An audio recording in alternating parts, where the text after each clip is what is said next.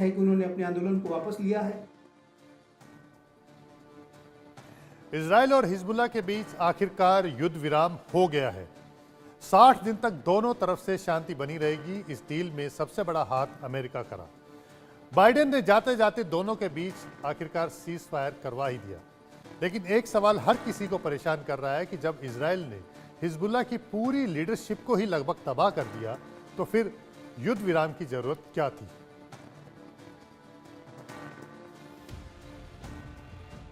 ये तस्वीर इजराइल और हिजबुल्लाह के बीच हुए युद्ध विराम से चंद घंटे पहले की है। इजरायली वायुसेना ने मात्र 120 सेकंड में 20 जगहों पर हमला कर लेबनान को धुआं-धुआं कर दिया। इजरायली हमलों ने बेरूत के घनी आबादी वाले दक्षिणी उपनगरों को नष्ट कर दिया, जो हिजबुल्लाह का गढ़ है। इससे पहले इजराइल ने लोगों को यहां से निकलने की चेतावनी जारी की, जिसमें नागरिकों को 20 जगहों को छोड़ने के लिए कहा गया था। उधर इन हमलों के कुछ देर बाद वो खबर आई जिसका पूरी दुनिया, खासकर मुस्लिम देश, बेहद बेसब्री से इंतजार कर रहे थे। इजराइल और हिजबुल्लाह के बीच लगभग 14 महीने से चल रही लड़ाई खत्म हो गई। इजराइल की वॉर कैबिनेट ने लेबनान में इजराइल और हिजबुल्लाह के बीच 60 दिन के लिए सीज फायर डील को मंजूरी दे दी। इसे लेकर कैबिनेट की मीटिंग हुई थी, जिसमें युद्ध विराम को 10-1 से हरी झंडी मिल गई। इजरायली पीएम बेंजामिन नेतन्याहू पहले ही सीज फायर के प्लान को मंजूरी दे चुके थे। लेकिन सवाल यह है कि जो इजराइल हिजबुल्लाह का काल बन रहा था, जो इजराइल लगातार हिजबुल्लाह की टॉप लीडरशिप का खात्मा कर रहा था, जो इजराइल मुस्लिम देशों के लिए बड़ी चुनौती बन गया था, वो युद्ध विराम के लिए कैसे राजी हो गया। सवाल यह भी है कि जो हिजबुल्लाह हर हाल में गाजा का बदला इजराइल से लेना चाहता था, वो पीछे क्यों हटा। आखिर इस युद्ध विराम की इनसाइड स्टोरी क्या है, वो हम आपको आगे बताएंगे। लेकिन पहले यह जान लीजिए इस युद्ध विराम के बीच नेतन्याहू ने हिजबुल्लाह को क्या धमकी दी है। पीएम नेतन्याहू ने 2 टूक कह दिया है, अगर हिजबुल्लाह सीमा के पास इजराइल पर हमला करने की कोशिशें करता है, इस इलाके में बुनियादी ढांचा तैयार करता है, सुरंगें खोदता है, इस इलाके में रॉकेट ले जाने वाले ट्रक लाता है, तो इसे समझौते का उल्लंघन माना जाएगा और फिर हिजबुल्लाह को अंजाम भुगतना होगा। युद्ध विराम की अवधि इस बात पर निर्भर करती है कि लेबनान में क्या होता है।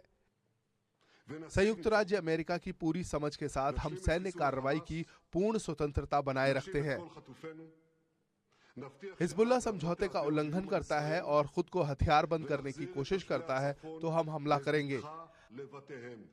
अगर वो सीमा के पास आतंकी बुनियादी ढांचे को फिर से बनाने की कोशिश करेगा, तो हम हमला करेंगे। अगर वो रॉकेट लॉन्च करता है, वो सुरंग खोदता है, वो रॉकेट ले जाने वाले ट्रक लाता है, तो हम हमला करेंगे। युद्ध विराम की अवधि इस बात पर निर्भर करती है कि लेबनान में क्या होता है। हम समझौते को लागू करेंगे और किसी भी उल्लंघन का जोरदार जवाब देंगे। हम जीत तक एकजुट रहेंगे। इस युद्ध विराम की सबसे अहम कड़ी अमेरिका बना। बाइडेन ने जाते जाते जहां रूस यूक्रेन जंग को और भड़का दिया है, वहीं इजराइल हिजबुल्लाह जंग को शांत करने का काम किया है। पिछले हफ्ते एक अमेरिकी अधिकारी आमोस होचस्टीन ने लेबनान के प्रधानमंत्री निजाब मिकाती और संसद के स्पीकर निबाह बैरी से मुलाकात की थी। इस दौरान इजराइल और हिजबुल्लाह में सीज फायर कराने को लेकर बातचीत हुई थी। लेबनान में बातचीत करने के बाद होचस्टीन इजराइल पहुंचे थे, जहां सीज फायर को फाइनल करने पर बातचीत हुई। इस प्लान में अगले 60 दिन के लिए इजराइल और हिजबुल्लाह के बीच सीज फायर का प्रस्ताव रखा गया। अमेरिका ने सीज फायर को अच्छी खबर बताया है। व्हाइट हाउस की तरफ से ट्वीट कर कहा गया कि राष्ट्रपति बाइडेन और राष्ट्रपति मैक्रोन ने इजराइल और लेबनान के बीच शत्रुता खत्म करने की घोषणा की है। इससे लेबनान में लड़ाई बंद हो जाएगी। इजराइल को हिजबुल्लाह के खतरे से सुरक्षित किया जा सकेगा और स्थायी शांति बहाल करने की स्थिति पैदा होगी, ताकि दोनों देशों के निवासी सुरक्षित रूप से घर लौट सकें। हालांकि अमेरिका ने यह भी साफ कर दिया है कि अगर हिजबुल्लाह या कोई और समझौते का उल्लंघन करता है और इजराइल के लिए खतरा पैदा करता है, तो अंतर्राष्ट्रीय कानून के मुताबिक इजराइल को आत्मरक्षा करने का अधिकार होगा। अब सवाल यह है कि इस युद्ध विराम के पीछे की असली वजह क्या है। क्यों हिजबुल्लाह और इजराइल युद्ध विराम के लिए राजी हुए। पहले बात इजराइल की करते हैं, जो अपने हवाई हमलों से हिजबुल्लाह की नींद उड़ा रहा था, उसे घुटनों पर ला रहा था। पीएम नेतन्याहू ने युद्ध विराम पर सहमति जताने के 3 कारण बताए हैं। इजरायली सैन्य बलों को हिजबुल्लाह के साथ चल रहे संघर्ष की झंझटों से दूर रहने और ईरान की तरफ से बढ़ते खतरे पर फोकस करने की जरूरत थी। हालांकि नेतन्याहू ने इस तर्क के बारे में ज्यादा जानकारी तो नहीं दी, लेकिन ये इजरायल की क्षेत्रीय सुरक्षा चिंताओं की तरफ इशारा करता है।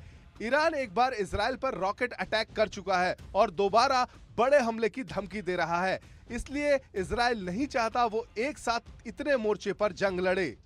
तो हिजबुल्लाह ने जब हमास की तरफ से लड़ना शुरू किया, वो नहीं एक्सपेक्ट कर रहे थे कि इजराइल का जो रिस्पांस है वो इतना सख्त होगा और इतना भयंकर होगा। मतलब उन्होंने उनकी लड़ने की ताकत खत्म कर दी। बिल्डिंगों में उन्होंने जो बनाए हुए थे अपने बंकर, अपने मिसाइल साइट्स, एक टेक्नोलॉजी का प्रदर्शन किया गया जिसमें डीप मतलब मल्टी स्टोरी बिल्डिंग की तहखाने में जाके वहां जो मीटिंग हो रही है वहां पे मिसाइल हिट कर रही हैं। बिल्कुल आइडिया नहीं था हिजबुल्लाह को कि भी इतना ज्यादा हमारा नुकसान हो जाता, नहीं तो इतना बड़ा पंगा नहीं लेते। दूसरा, उनकी जो टॉप लीडरशिप एक के बाद एक लगातार खत्म कर दी। नसरुल्लाह सिर्फ एक था उनका मतलब मेन लीडर, उसके सिवाय मतलब कितने लीडर जो पेजर ब्लास्ट हुए हैं, ये हुआ है, उनकी पूरी लीडरशिप खत्म कर दी। नेतन्याहू ने इजरायल के सैन्य अभियानों में रसद संबंधी चुनौतियों, खासकर हथियार और युद्ध सामग्री हासिल करने में देरी को माना है। युद्ध विराम इजरायली सेना को जरूरी सप्लाई को फिर से पूरा करने का मौका देगा। इस सप्लाई में उन्नत हथियार शामिल है जो हमला करने की क्षमताओं को और बढ़ाएंगे और इजरायली सैनिकों की सुरक्षा सुनिश्चित करेंगे। नेतन्याहू के मुताबिक तीसरा कारण युद्ध के मैदान से हिजबुल्लाह को किनारे कर हमास को अलग थलग करना है। युद्ध के दूसरे दिन से ही हमास हिजबुल्लाह पर इस बात का भरोसा कर रहा था कि वो उसके साथ लड़ेगा। हिजबुल्लाह के बाहर होने के बाद हमास अकेले पड़ जाएगा। अब इजरायल हमास पर अपना दबाव बढ़ाएगा, खासकर आतंकियों के जरिए बंधक बनाए गए लोगों की रिहाई सुनिश्चित करने की अपनी कोशिशों को लेकर। इजरायल ने पहले भी आज से मतलब 15-20 साल पहले यही कार्रवाई दोहराई थी, तो उनको पता है कि ये परमानेंट सोल्यूशन नहीं है। पर हाँ, हम हर 10-15 साल में एक बार करते रहे तो इनको हम 10 साल पीछे धकेलते रहेंगे, चलता रहेगा। अभी उनकी इमीडिएट प्रायोरिटी है जो उनके बगल में है, क्या हमास को वो तकरीबन खत्म कर चुके हैं, बट वो जिन्होंने एक्चुअल फिजिकल अटैक इजराइल के ऊपर लॉन्च किया था वो उनकी प्रायोरिटी है। वो उनको इस तरह से खत्म करना चाहते हैं कि ये कभी नहीं उठ पाए, एंड उसके लिए उनको वापस फोकस करने की जरूरत है। इजराइल युद्ध विराम के लिए क्यों राजी हुआ आपने जान लिया। अब यह भी जान लीजिए हिजबुल्लाह की क्या मजबूरी थी। हिजबुल्लाह की इस जंग में अब तक हार ही हुई है। इजराइल ने लेबनान में ग्राउंड ऑपरेशन शुरू करने से पहले ही उसकी लीडरशिप का खात्मा कर दिया था। इसमें सबसे बड़ा नाम हिजबुल्लाह चीफ हसन नसरल्लाह का था। इजराइल ने 27 सितंबर को लेबनान के बेरूत में 80 टन बम से हमला किया था। इस हमले में नसरल्लाह की मौत हो गई थी। नसरल्लाह के अलावा उसके उत्तराधिकारी हाशिम सैफुद्दीन को भी इजराइल ने 8 अक्टूबर को एक हमले में मार गिराया था। टॉप लीडरशिप के खात्मे के कारण हिजबुल्लाह आगे की रणनीति नहीं बना पा रहा था। उस पर लगातार इजरायली हमले हो रहे थे। उसे ईरान से हथियार मिलने में भी दिक्कत हो रही थी। ऐसे में इस जंग को और आगे खींच पाना उसके बूते से बाहर था, जिसके कारण उसे युद्ध विराम के लिए राजी होना पड़ा। इस युद्ध विराम को ईरान के लिए बड़ा झटका माना जा रहा है, जो हमास और हिजबुल्लाह पर हो रहे हमलों को मुसलमानों से जोड़ रहा था। युद्ध विराम के कारण अब ईरान घड़ियाली आंसू नहीं बहा पाएगा, लेकिन यहाँ उसके पास एक मौका भी है। ईरान युद्ध विराम के दौरान मिले समय का इस्तेमाल हिजबुल्लाह की सैन्य क्षमताओं को बढ़ाने के लिए भी कर सकता है। ईरान हिजबुल्लाह को नए हथियारों की सप्लाई के साथ उसकी लीडरशिप को वापस बनाने में जुट सकता है। हिजबुल्लाह के अलावा ईरान, इजराइल और उसके सहयोगियों पर क्षेत्र में दबाव बनाने के लिए इराक, सीरिया और यमन में अपने प्रॉक्सी नेटवर्क को एक्टिव कर सकता है। इस बीच ईरान अपने परमाणु कार्यक्रम में तेजी लाने पर भी ध्यान केंद्रित कर सकता है।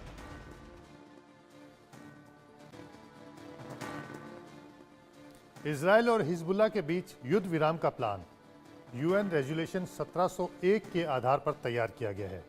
जुलाई 2006 में हिजबुल्लाह के लड़ाकों ने लेबनान बॉर्डर को पार करके इजराइल के 8 सैनिकों को मार दिया था। इसके अलावा 2 सैनिकों को बंधक बनाकर भी ले गए थे। इसके जरिए हिजबुल्लाह इजराइल के साथ कैदियों की अदला बदली चाहता था। हालांकि इजराइल ने अपने सैनिकों की मौत और बंधक बनाने के जवाब में हिजबुल्लाह के खिलाफ हवाई हमले और ग्राउंड ऑपरेशन शुरू कर दिया। दोनों के बीच 1 महीने तक ये लड़ाई जारी रही। इसके बाद दोनों के बीच सीज फायर कराने को लेकर यूएन में एक प्रस्ताव लाया गया। इस प्रस्ताव को 11 अगस्त 2006 को यूनाइटेड नेशंस सिक्योरिटी काउंसिल यानी यूएनएससी ने स्वीकार किया था। इस प्रस्ताव को ही यूएन रेजोल्यूशन 1701 के नाम से जाना जाता है। इस रेजोल्यूशन के मुताबिक लेबनान की दक्षिणी सीमा से लगी जिस जमीन पर इजराइल ने कब्जा किया था उसे इजराइल ने खाली किया। इसके साथ ही हिजबुल्लाह ने जिन इलाकों को खाली किया उनमें लेबनान के सैनिकों को तैनात किया गया।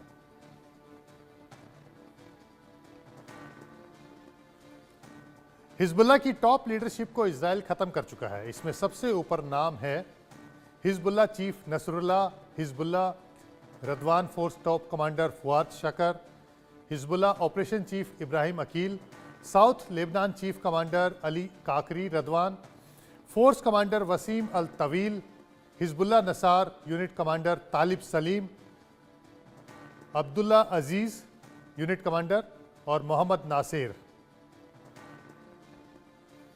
अब आपको कुछ तस्वीर दिखाते हैं।